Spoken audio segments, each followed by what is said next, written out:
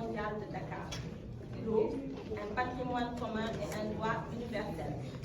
Nous, représentants de mouvements paysans, de femmes, de jeunes, d'ONG, de travailleurs et de syndicats, de communautés religieuses et de peuples autochtones, et tous les continents qui œuvrent collectivement pour défendre les droits à l'eau et à l'assainissement, sont réunis à Dakar du 21 au 25 mars 2020 pour le Forum alternatif mondial de l'eau.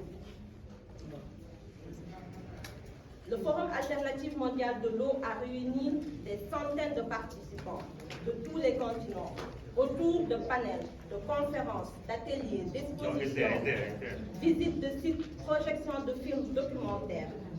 Il s'est déroulé dans un contexte de stress hybride à l'échelle planétaire, de crise climatique croissante, de pandémie, de Covid et de mondialisation économique néolibérale.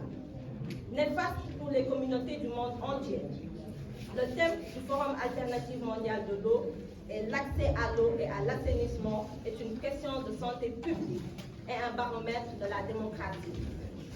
Les réalités suivantes ont donné lieu à de riches échanges lors du forum. L'eau douce, qui ne représente que 2,8% des ressources en eau, est en diminution. Seulement 1% est sous forme liquide et utilisée comme suit. 70% par l'agriculture irriguée, notamment l'agro-industrie, qui ne représente que 18% des terres cultivées dans le monde au détriment de l'agriculture paysanne. 20% pour les industries et 10% uniquement pour les besoins domestiques. La pénurie d'eau touche près de 40% de la population mondiale et les nappes phréatiques, qui constituent 99% de l'eau douce sur Terre et qui sont largement invisibles, s'épuisent rapidement, entraînant une sécheresse généralisée. 3 personnes sur 10 n'ont pas accès à des services d'eau potable gérés de manière sûre.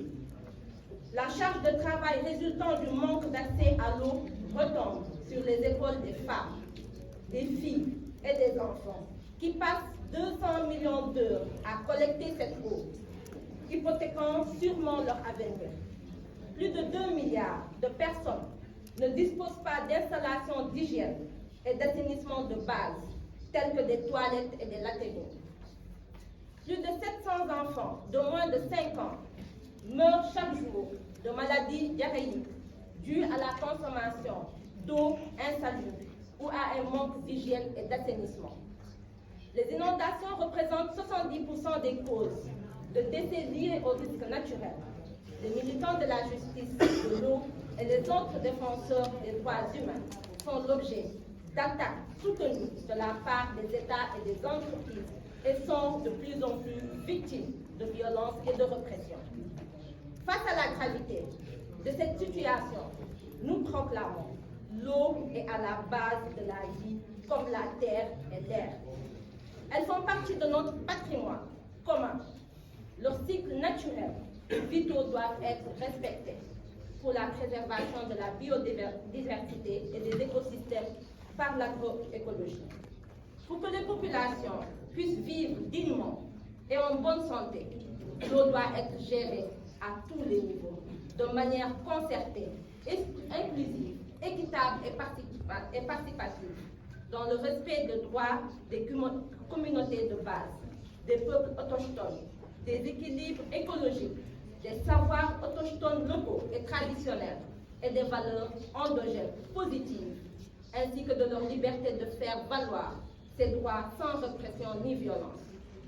L'eau en tant que ressource vitale n'est ni une marchandise à échanger en bourse, ni un bien à privatiser au profit des richesses, des riches et des multinationales. La privatisation des services de l'eau et la financiarisation de cette ressource enrichissent les multinationales au détriment des populations. Toutes les personnes, quelle que soit leur capacité de paiement et leur lieu de résidence, doivent avoir un accès garanti à l'eau et à l'assainissement. Il est urgent de mettre en œuvre à tous les niveaux l'objectif de développement durable numéro 6 ODD 6 visant à garantir l'accès de tout aux ressources d'eau potable et à l'assainissement, mais aussi à assurer la gestion durable des ressources en eau d'ici 2030. Les résolutions adoptées en 2010 par l'Assemblée générale des Nations unies et le Conseil des droits de l'homme, reconnaissant que l'accès à l'eau et à l'assainissement est un droit qui doit être intégré dans le droit international et dans les constitutions de tous les pays, comme c'est déjà le cas au Venezuela, en Bolivie, au Burkina Faso et au Sénégal. Dans la constitution actuelle stipule les ressources naturelles appartiennent au peuple. Les dispositions de l'article 21 de la Déclaration des Nations Unies sur les droits des paysans et des autres personnes travaillant dans les zones rurales doivent être diffusées et appliquées dans tous les pays. Les États-nations doivent assurer la mise en œuvre intégrale et sans réserve de la Déclaration des Nations Unies sur les droits des peuples autochtones.